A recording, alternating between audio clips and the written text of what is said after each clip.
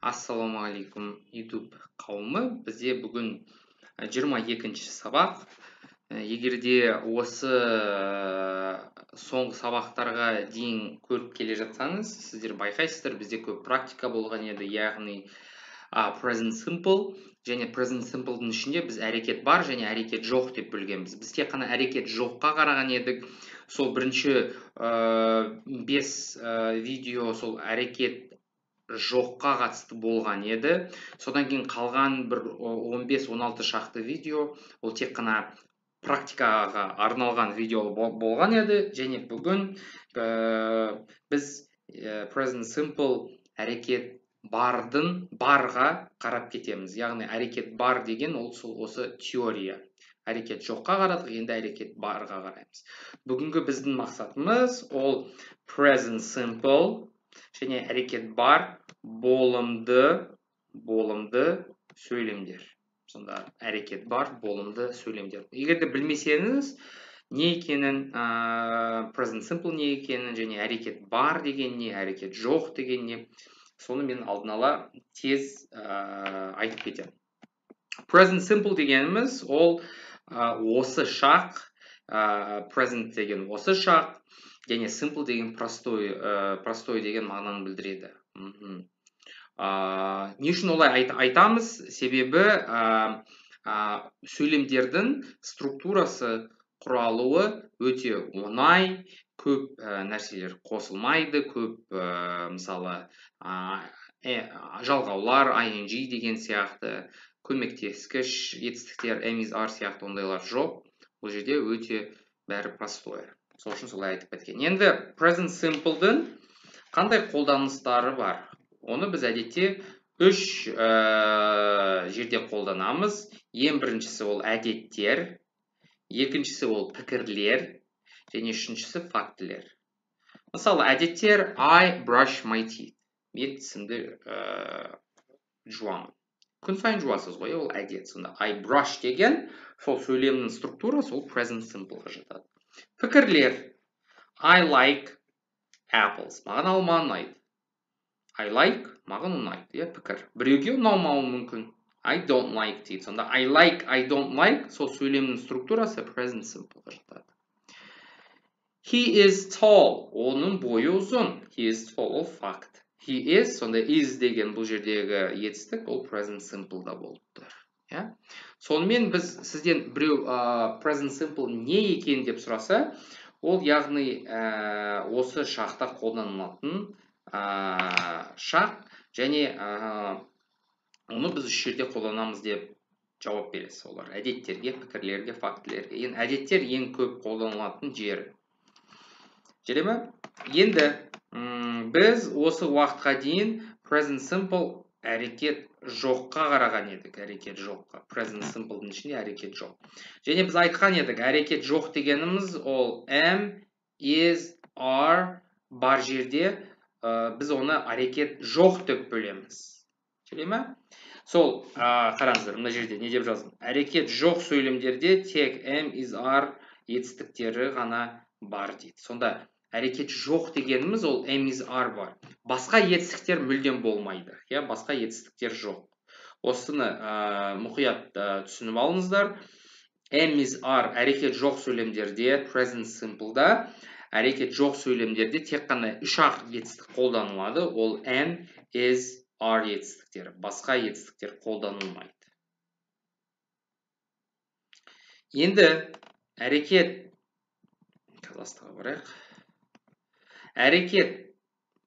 present simple'на 3-ке қараңыздар. Әрекет бар болымды сөйлемдер. Ол жерде әрекет жоқта тек қана am, is, are қолданылса, онда әрекет жоқта қалған бәр етістіктер қолданылады.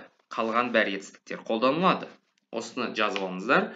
Сонда бұл жерде am, is, are-дан басқа барлық етістіктер қолданылады. Сонда am, is, are тек қана әрекет жоқ жерде қолданылса, әрекет бар сөйлемдерде, ол жерде қалған бәр етістіктер run мысалы, жүгіру, eat, жеу, sleep, ұйықтау, сол секілді қалған көп сіздер ойыңызға келген әрбір етістік қолданылады. Мысалы, мысалға қарап кетейік. Бірінші мысалымыз I am a teacher. I am a teacher бұл әрекет бар ма, әлде әрекет жоқ па? Бұл әрекет жоқ сөйлем. Не үшін? Себебі бұл жерде am етістігі бар. Және біз айтқан едік, не дедік? Біз I am a teacher, мен мұғалім. Бұл жерде ешқандай әрекет болып жатқан жоқ. Байқасаңыздар, иә? Еш нәрсе өзгеріп жатқан жоқ, ешкім жүгіріп бара жатқан жоқ. Бұл жерде адамның айтамыз ғой состояниясы, иә? Адамның жағдайы қандай? Ол мұғалім, иә? Қандай? Кім болып тұр, иә? Мұғалім болып тұр. Сонда бұл жерде ешқандай әрекет жоқ. Сол яғни am is are бар жерде әрекет болмайды. Сол үшін бұл әрекет жоқ сөйлем деп айтамыз. Себебі am етістігін қолданып жатырмыз дейді. Сонда am етістігін қолдансақ, онда ол am is are етістігін қолдансақ, онда ол әрекет жоққа жатады. Енді келесі сөйлемімізге барайық, мысалымызға. I run. Мысалы I run. Бұл әрекет бар сөйлемге жатады. Себебі бұл жерде am is are қолданылып жатқан жоқ. Және сол am is are қолданылып жатқан жоқ болған соң басқа етістіктер қолданылады. Мысалы бұл жерде run, жүгіру. Мен жүгіремін.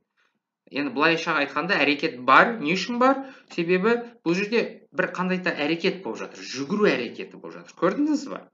Сонда әрекет бар дегеніміз ол жерде қай бір етістік қолдануға болады, тек am is are қолданылмайды. Көрді ме? I run, he runs, they run, we run, I eat, she sleeps, we dance. Солай кете береді. Қай бір етістік қойып, содан сөйлем құрсаңыз болады. Енді төртінші сіздерге білу керек нәрсе, қалай біз present simple'да әрекет бар болымды сөйлемдерді қалай құрамыз. Сонда әрекет бар болымды сөйлемдердің құрылуы. Сонда әрекет бар ма? Бар. Және енді болымды сөйлемдерді қалай құрамыз. Қарап кетейік. Мысалы, I-ға, I ол мен, оған етістік қосамыз. I және етістік. I sleep, мен ұйықтаймын. Бұл жерде мысал ретінде жүгіруді қойып қойыпты. I run, мен жүгіремін. Ал қараңыздар, енді келесі есімдіктерге қалай жалғанады. You, сен, you, сендер, we, біз, they, олар. Және етістік. Сонда you run, сен жүгіресің. You run, сендер жүгіресіңдер. We run, біз жүгіреміз. They run, олар жүгіреді. Сонда you run, сен жүгіресің. You run, сендер жүгіресіңдер. We run, біз жүгіреміз. They run, олар жүгіреді. He, she, it. He runs. Қараңыз, нерде сарымен белгілеп кеттік. Ол S. He, she, it-тан кейін біз етістік present simple'да he, she, it-тан кейін етістік келгенде әрқашанда S-ті жалғаймыз. He runs, ол жүгіреді. She runs, ол жүгіреді. Әйел адам, he, ер адам, әйел адамға she. It runs, ол жүгіреді. Яғни бір затқа, болмаса бір жануарға. Бұны жаттау үшін ұмытпаңыздар, he, she, it долларды ұнатады. He, she, it долларды ұнатады деп жаздым. Және солай. Доллар дегеніміз ол S. He, she, it долларды ұнатады. Сонда he, ер адам жүріп бара жатыр. She, әйел адам, алдындарында мүмкін ит жүріп бара жатыр. Бәрлерінде, мойындарында жаңағындай алқа, доллардың несімен, символымен. Солай жаттап алыңыздар. Сонда he, she, it runs болады. Доллар тек қана he, she, it-қа қатысты. He, she, it долларды ұнатады. He, she, it бар жерде доллар бар. Яғни S бар. S. Мысалы, I runs деп айтсаңыз, ол қате болады. Мысалы, қараңыз. Мысалы, I runs десеңіз, бұл қате. Не үшін? Себебі I долларды ұнатпайды. I долларды ұнатпайды. Былайша айтқанда, I бар жерде доллар жүрмейді. S жүрмейді. Сонда дұрысы run.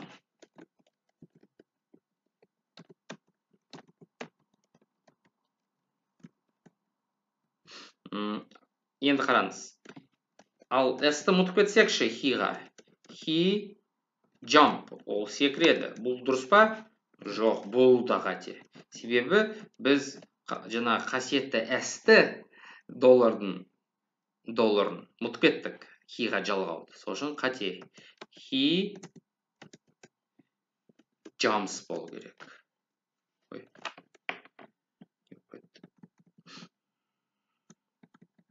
Сонда дұрысы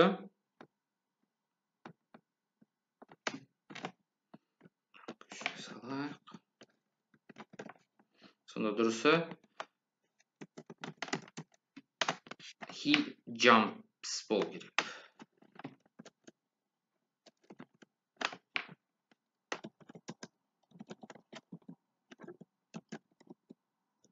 Бұл дұрыс. He jump ол қате, he jumps ол дұрыс. Жүре ме?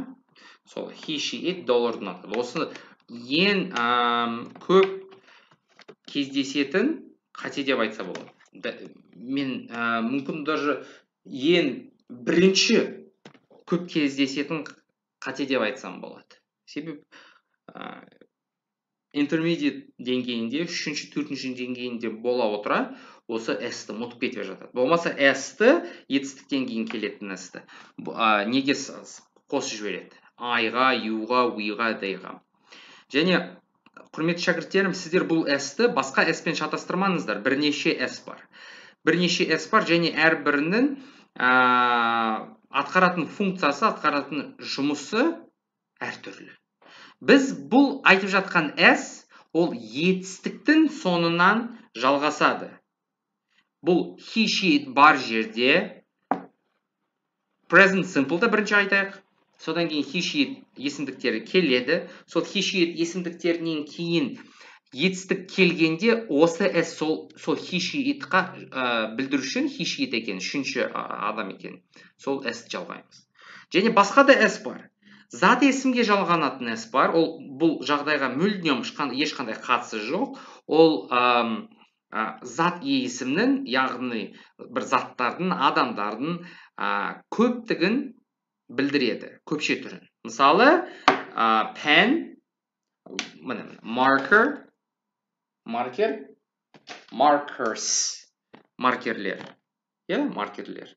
Marker, markers. S деп қостық. S-ті мен бұл жерде зат есім ғой. Сол зат есімге S қосып жатырмын, себебі көпше түрде білдіріліп жатыр. Бұл екінші жағдай. Сол осы мына біздің қазіргі осы үйреніп жатқан жағдаймен жаңағы мына маркерларға зат есімге қосылатын S-ның ешқандай бір-біріне қатысы жоқ. Соны шатастырмаңыздар. Енді тағы бір айтып кететін мәселе, ол жаңағы осы S жалғауы қандай болады? Сонда S жалғауы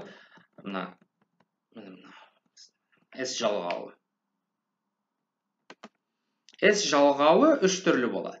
Кейде ең оңайын айтайын. S-ті жалғай саламыз. S, мысалы, work, works. Бұл he, she, it-қа қатысты. Work, works. Мысалы, олар жұмыс жасайды. They work. Ол жұмыс жасайды. He works болады. Ер адам туралы болса. Болмаса play, plays. S-ті қосамыз. Бұл ең оңайы. Және ең көп тараған. Екінші жағдайымыз, яғни етістігіміз SH, CH, SH, SS, болмаса X-пен бітсе, онда осы төрт комбинациядан кейін біз ES жалғауын жалғаймыз. Мысалы, watch көру, watches, he watches, wash жуу, washes. Cross, мына жерде шатасып жатсаңыз қараңыз, CH дегенде біз CH соңында CH қой, міне CH, мына SH, SH бұл жерде, және SS, SS, және X, X. Сонда watch, watches болады, wash, washes болады, cross, crosses болады, және box, boxes болады. Көрдіңіз бе? Бұлар етістіктер. Сонда CH, SH, SS, X пен осы комбинациялардың, әріптердің комбинациясымен етістік аяқталғанда, біз ES-ті жалғаймыз. Ең келесі, дауыссыз әріп. Дауыссыз әріп келеді, мысалы R тұр, крайдағы, жылаудағы R тұр. Содан кейін Y келеді, Y. Не істейміз? Y-ды алып тастаймыз да, IES, үш әріп қосып жібереміз. Y-ды аламыз да, мысалы Y-ды алып тастаймыз, орнына IES жалғаймыз. IES. Сол сияқты fry. Free деген сөзді білесіздер ғой, иә? Free. Не үшін картошка free? Себебі оны қуырады. Майға қуырады. Сол сияқты fry деген ол қуыру дегенді білдіреді, түбірі. Сонда free'дің түбірі осы fry деген етістіктен шығып тұр, туындап тұр. Fry дегеніміз ол қуыру. Fry, fries, IES. Көрдіңіз бе? Осылай. Сол, құрметті шәкірттерім, бұл біздің теория сабағымыз, яғни осы 21-ші сабақты сіздер жақсылап көріп алыңыздар. Енді келесі бір 10 сабақ бұйыртса практикаға арнаймыз. Себебі теорияны тек қана жаттамай практикамен бекіту керек. Сонда сіздің ағылшын тіліңізде кәдімгідей прогресс болады, кәдімгідей. Үлкен өтініш, егерде бұл тақырыптарды алдын ала түсінбей жатсаңыздар, қиын болып жатса, онда асықпаңыздар, алдыңғы видеоларды көре беріңіздер, сол көріп осы тақырыпқа ораласыздар. Сол құрметті шәкірттерім, келесі видеоға шейін сау саламат болыңыздар.